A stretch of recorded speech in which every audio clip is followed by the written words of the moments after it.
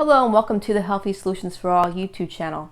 My name is Michelle Tonkin, MD, and today's episode will be discussing leaky gut syndrome, what it is and how to heal. So stay tuned.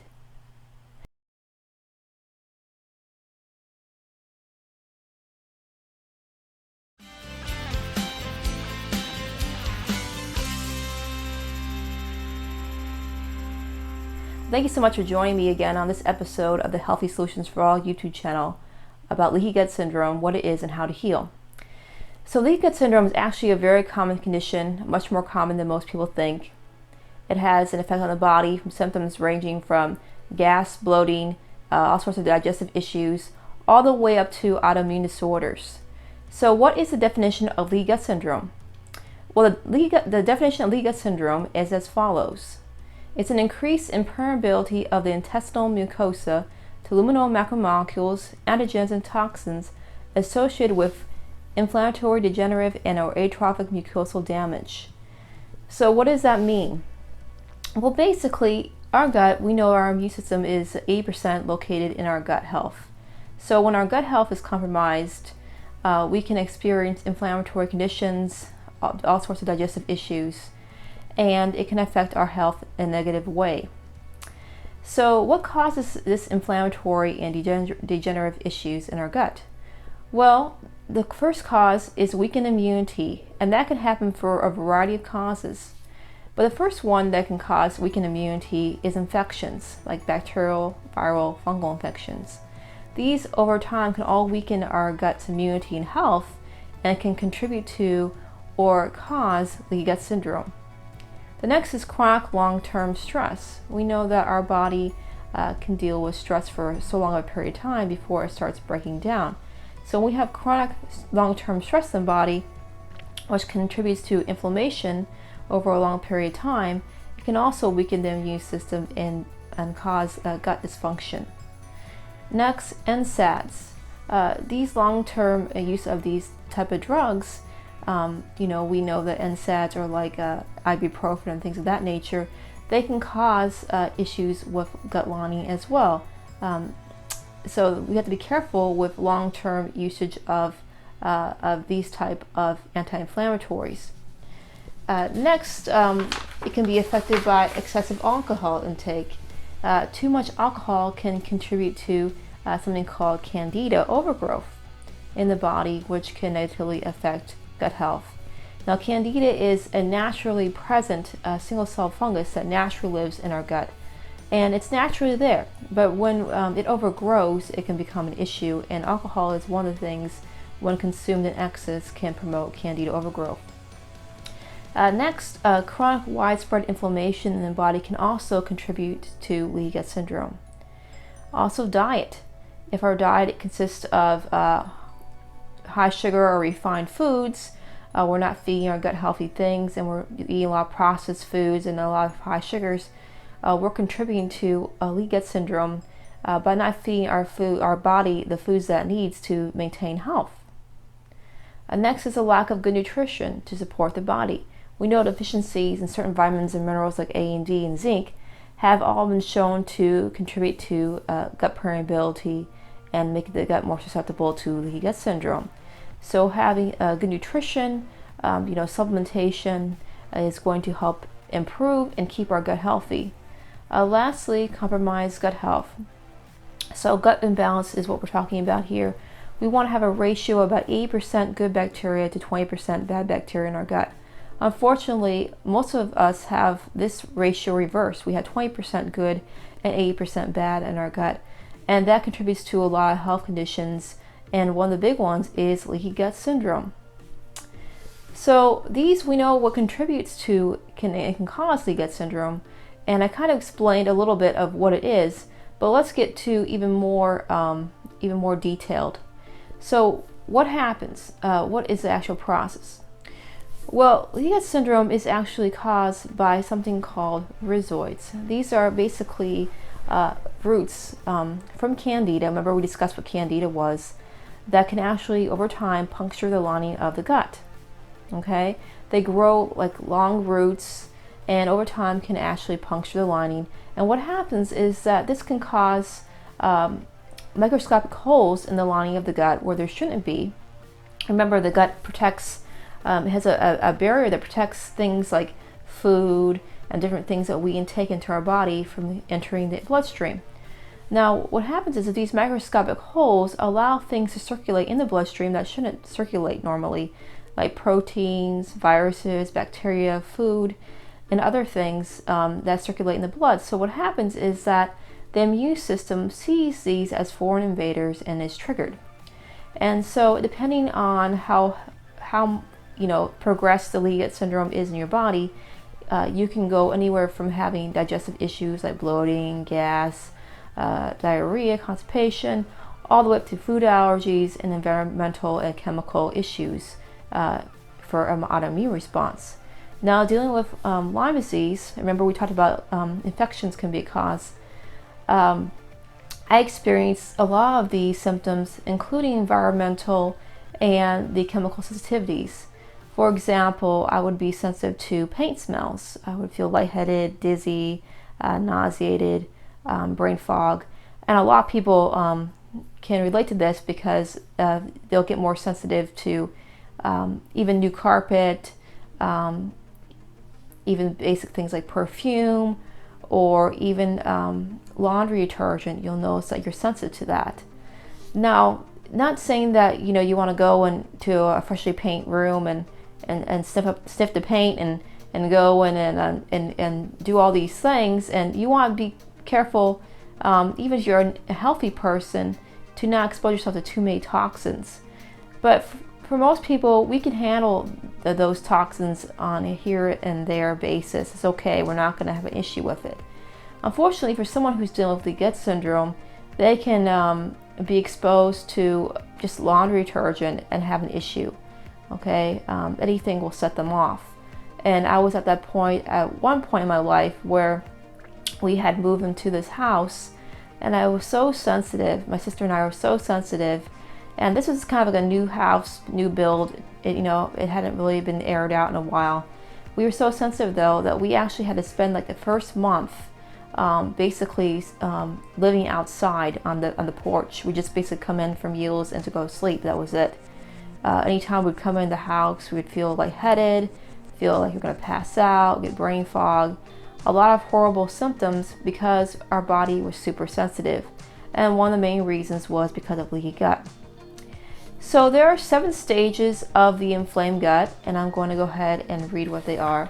The first stage, and this kind of, you can see how the progression, it goes from bad to worse. In the first stage, the body doesn't absorb nutrients properly, which can often result in fatigue and bloating. Okay, this is the first stage that you can start having fatigue, bloating, gas, that type of thing.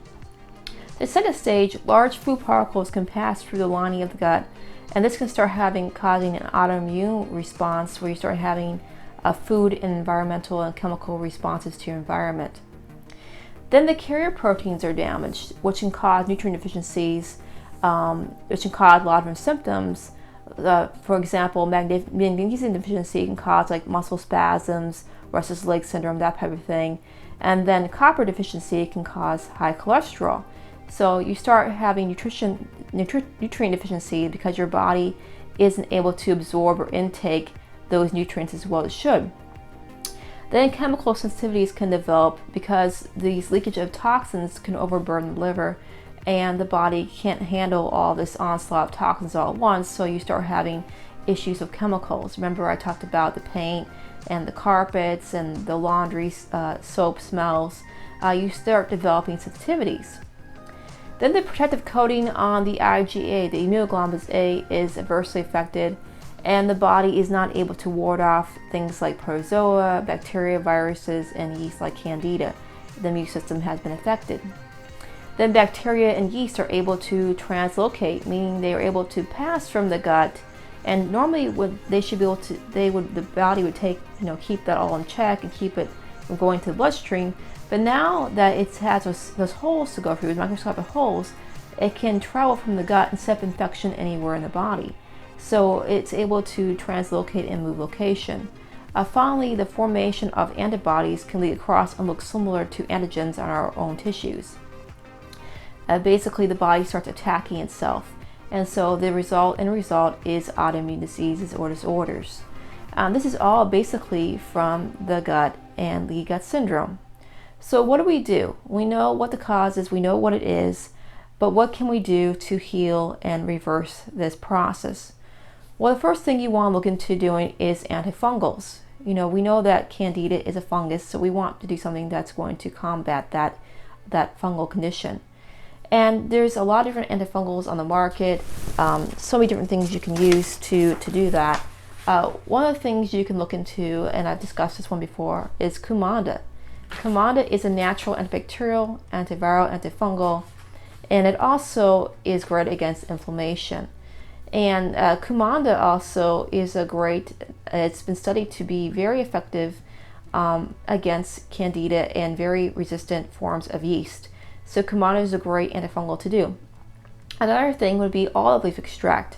Olive leaf comes from the tree, the olive leaf tree, which has been studied to show to have antibacterial, antiviral, antifungal, and antiparasitical effects. And it basically has shown to eliminate everything it's been exposed to. So it's another great antifungal. Probiotics is a great antifungal. That's a natural herb. It's an herb from the bark of a tree. And then things like monolaurin, which is from coconut oil, which is a natural antifungal. So those are just a few antifungals. There's so many different antifungals in the market, like oil of oregano, and I mentioned Probiotics, and all sorts of things, like even grapefruit seed extract. These are all great natural antifungals. So nature's provided us a lot of different things to help combat this fungal issue naturally. Now, sometimes if people have a very severe case of Candida, they might have to go on something like nystatin or diflucan, which is something that you would get from pharmaceutical. And that's okay for a period of time to do that, to knock the numbers down. But then I suggest after you do those for a period of time to incorporate the more natural antifungals to keep that Candida under control, and it's also going to have a lot less side effects. The next thing you want to do is you want to change your diet. I mentioned that processed foods, high sugar diet is going to be an issue for people dealing with Candida and leaky gut syndrome. So you want to make sure you're doing a diet that's going to be whole foods based, that's going to be free of the common allergens like corn and wheat and nuts and even shrimp and that kind of thing. And being careful of that, being mindful of those things, and making sure that you're eating foods that are anti-inflammatory. Your good foods that are not processed and that are going to be like a whole foods based diet, which we've discussed in a few videos. So I would highly recommend changing your diet, being careful of the foods that you may be sensitive to so you don't cause more inflammation. Then you want to look into EFAs, which are known as essential fatty acids. Now the body needs essential fatty acids to help it in a variety of issues, from joint health to skin and nails and hair health. There is a special membrane that surrounds each cell, a fatty acid, so it helps protect the body and protect the cells. So we need EFAs. Also, they really good help us with hormone production, and it also helps to soothe the lining of the gut. So essential fatty acids are going to be like flaxseed oil, primrose oil, borage oil, fish oils, even hemp seed. These are all great essential fatty acids that the body can use. The next are enzymes. Enzymes are naturally present at birth, but as we age, we start losing our enzymatic activity. Also, enzymes, like many other nutrients in our soil, has been stripped. So we're not getting the same nutrients from our soil that we used to. Naturally, our soil naturally contains enzymes, vitamins and minerals and things of that nature. But because of farming practices, we don't have the same nutrients in our soil anymore, so we need to supplement with enzymes. These enzymes help to break down the food that we're eating, especially cooked foods, and take the burden off our gut. So I highly recommend getting enzymes, and a good brand of enzymes that I recommend is Transformation Enzymes. Next, you want to do L-glutamine. L-glutamine is a natural amino acid that's present in a lot of foods that we eat. We need to get that from our food, and the body uses it basically for muscle repair and a variety of other things. But you want to make sure that the type of L-glutamine you're getting is not only from foods but also supplemental form. When you're dealing with leaky gut syndrome, you need more L-glutamine than you would normally require because your body needs to heal that gut. Some good sources of L-glutamine that now are naturally occurring are whey protein and also bovine colostrum. These both have the full spectrum of amino acids naturally present, and especially L-glutamine, which is essential for healing leaky gut syndrome. Next, you want to make sure that you add to your diet probiotics. Probiotics are helpful to maintain that healthy balance of 80% good bacteria to 20% bad.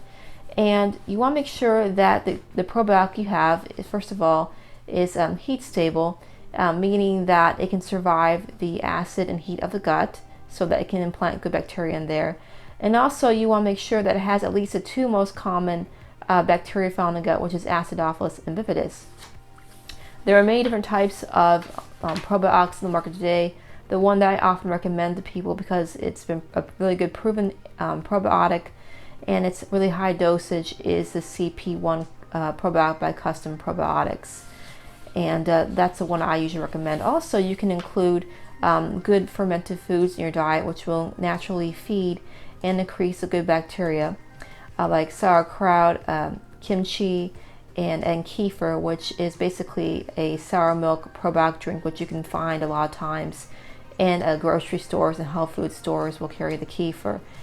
So these are things you can also add to your diet to help increase that good bacteria and to help increase those good numbers.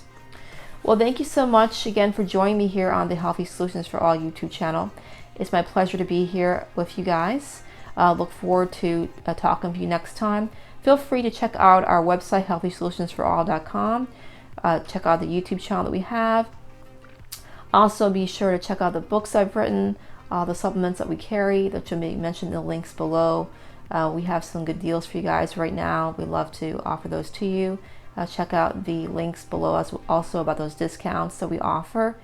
And feel free to sign up, share, comment, and also share this video with friends and family to help them and to give them some great info that they can help to improve their health.